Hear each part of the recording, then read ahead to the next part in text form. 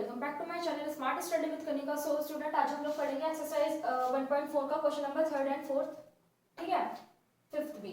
तो question number 3rd क्या है हमारा? Recall pi is defined as the ratio of the circumference say C of a circle to its diameter say D, that is pi is equals to C upon D. This seems to contradict the fact that pi is irrational. How will you resolve this contradiction? देखो, हमें बोला गया है कि हमें हमारे पास जो पाई दे रखा है, ठीक है, हमारे पास एक सर्कल है। सबसे पहले हम एक सर्कल ड्रॉ करेंगे, ठीक है। फॉर एग्जाम्पल हमारे पास एक सर्कल है, ठीक है। तो इसमें जो हमारी जो हम देखो, सबसे पहले हम लोग जो अभी तक कंसिडर करते आए हैं वो हम कंसिडर करते हैं कि हम पाई की वैल्यू क्या रखते हैं 22/7, जो कि हमें अभी तक यही पता था कि हमारी वैल्यू है पाई की, बट ये एप्रोप्रिएट वैल्यू होती है, ये हमारी एग्जैक्ट वैल्यू नहीं होती। तो हमें क्वेश्चन में क्या बोला है कि जो हम सर्कमफेरेंस है, सर्कमफेरेंस क्या होता है हमारा, ये हमारा मिड पॉइंट हो गया, इधर से लेके इधर तक हमारा रेडियस होता है, और यहाँ से लेके यहाँ तक अगर पूरा मानेंगे तो हमारा ये डायमीटर होता है, ठीक है। और ये जो पूरा सर्कल यहाँ से हमने शुरू करा, यहाँ से ऐसे सर्कल हम लेके आए घुमाकर, यहीं पे हमने एंड कर दिया, ये हमारा होता है सर्कमफेरेंस, ठीक है। और ये होता है हमारा पूरा डायमीटर। तो हमें क्वेश्चन में क्या बोला है कि हमें सी जो मानना है, हमें सर्कमफेरेंस को मानना है, ठीक है, of a circle to its radius d, sorry diameter d. जो हमारा डायमीटर होगा उसको हम डी नाम दे देंगे, ठीक है। That is pi is equals to C upon d. जो हमें पाई दे रखा है, पाई हमें दे रखा है सी अपॉन डी, ठीक है। अब देखो, इसमें आगे बोला है this seems to contradict the fact that is pi is irrational. देखो, पाई जो है हमें इसमें इर्रेशनल बता रखा है, ठीक है, लेकिन हमें वो रिजॉल्व करना है, इस कंट्राडिक्शन को हमें सॉल्व करना है कि ये इर्रेशनल कैसे हो सकता है। देखो, हमें सबसे पहले हमारे पास अगर हम पाई की वैल्यू हम देखते हैं 22/7, तो ये जो हमारे पास p अपॉन क्यू की फॉर्म में है, ठीक है। लेकिन जहाँ पे p अपॉन क्यू की फॉर्म की बात आती है तो वो जो हमारे पास हमें देखते ही बता देते कि ये रेशनल होगा, ठीक है। ऐसे ही हमें पाई की वैल्यू हमारे पास 22/7 है, ये अप्रॉक्स वैल्यू होती है, ये एग्जैक्ट नहीं होती, ठीक है। तो इसलिए हमें बताना है कि जब हमारे पास पाई की वैल्यू 22/7 है, ठीक है, तो ये हमारी इर्रेशनल कैसे हुई? क्योंकि इर्रेशनल में क्या होता है, नॉन टर्मिनेटिंग होता है, नॉन रिपीटिंग रहता है, और p अपॉन q की फॉर्म में नहीं होता, ठीक है। तो हमें वही बताना है कि ये इर्रेशनल कैसे हुई। अब देखो, इसमें हमारी एक स्टेटमेंट बनेगी, तो स्टेटमेंट होगी हमारी 22/7 is an appropriate value of pi in actual the decimal expansion of pi is non terminating and non repeating, this means pi is irrational. देखो, क्वेश्चन में हमें बोला था कि जो हमारा पाई है वो इरेशनल कैसे हो सकता है, ठीक है, तो हमें वही रिजॉल्व करना था। अब देखो, 22/7 को अगर आप डिवाइड करोगे, मतलब 22 आप डिवाइड के अंदर रखे और 7 से उसको डिवाइड करोगे, तो इसमें क्या आएगा, हमारा जो डेसिमल एक्सपेंशन निकल के आएगा non terminating and non repeating आएगा, ठीक है। तो इसलिए ही ये इरेशनल होता है। हमें वो सॉल्व करके दिखाना था कि, क्योंकि देखो 22/7 हमारी p अपॉन q की वैल्यू फॉर्म में दे रखा है, और p अपॉन q की फॉर्म में जो भी नंबर रहता है वो हमारा रेशनल होता है, ठीक है। बट यार इरेशनल की बात करिए, तो इस वजह से अगर हम इसको डिवाइड करेंगे, ये हमारी पहली बात तो हमारी एक्चुअल वैल्यू नहीं होती है। मैं बार बार ये बोलूंगी, हमें लर्न करना पड़ेगा, ये दिमाग में सेट कर लेनी है ये चीज कि 22/7 की जो वैल्यू रहती है, पाई की जो वैल्यू रहती है वो हमारी अप्रोप्रिएट रहती है। आज तक भी इसकी जो एग्जैक्ट वैल्यू किसी को भी नहीं पता है, ठीक है। तो इस वजह से अगर हम इसको डिवाइड करके देखेंगे तो हमारी जो मतलब डेसिमल एक्सपेंशन जो हमारा आएगा नॉन टर्मिनेटिंग नॉन रिपीटिंग आएगा, ठीक है। तो इस वजह से हमारी जो पाई है वो हमारा इरेशनल है।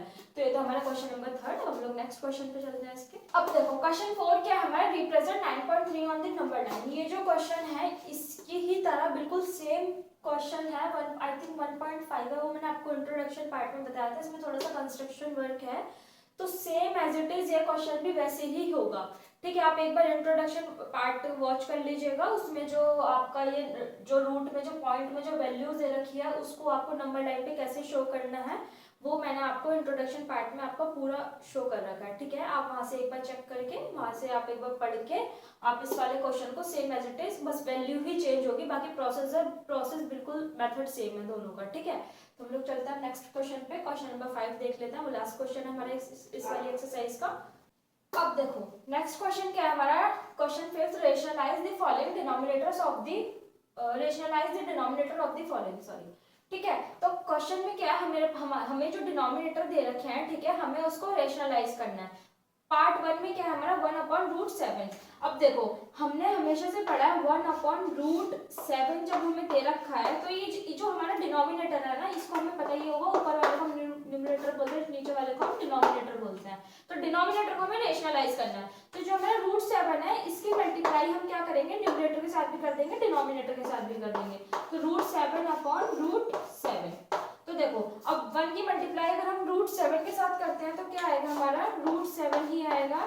ठीक है, और √7 और √7 की मल्टीप्लाई करेंगे तो क्या होएगा, √7/√7, दोनों रूट्स मतलब अंडर रूट में हमारे दोनों 7 चले गए और रूट हमारा बाहर आ गया, तो हमारा क्या आएगा, ये √7 अपॉन, जब रूट में 2 7 हैं तो एक कॉमन 7 निकल के आ जाएगा अपॉन 7, तो √7/7। ठीक है, ऐसे ही हमारा सेकंड पार्ट होगा। सेकंड पार्ट में कैसे होगा, देखो सेकंड पार्ट में हमें क्या दे रखा, 1/√7 - √6। अब सबसे पहले हमारा स्टेप क्या होगा, यहाँ पे 1 हम एज इट इज ऐसे ही लिखेंगे। ठीक है, √7 - √6 मल्टीप्लाई होगा। अब जो √7 - √6 है ना, ये हमारा मल्टीप्लीकेशन मतलब जो डिनोमिनेटर में वैल्यू दे रखी है उसके मल्टीप्लाई ऊपर भी करेंगे और नीचे भी करेंगे। ऊपर करेंगे तो सबसे पहले हमें साइन भी चेक करना होगा, हमें हमेशा से ये चीज याद रखनी है कि जो भी हमारा साइन है वो हमारा ऊपर जाके, या जब हम इसको इज इक्वल्स टू के उधर लेके जाएंगे या फिर मल्टीप्लाई करेंगे तो हमारा साइन चेंज हो जाएगा। तो √7 - √6 का हमारा जो साइन हो जाएगा √7 + √6 हो जाएगा। ठीक है, अपॉन √7 + √6। तो कितना होगा ये, अगर हम 1 की मल्टीप्लाई हम √7 + √6 के साथ करते हैं तो कितना आएगा ये हमारा, √7 + √6 हो जाएगा। ठीक है, अब देखो इसकी अगर मल्टीप्लाई करेंगे तो √7 और √7, √6 और √6, तो क्या आएगा यहाँ पे हमारा √7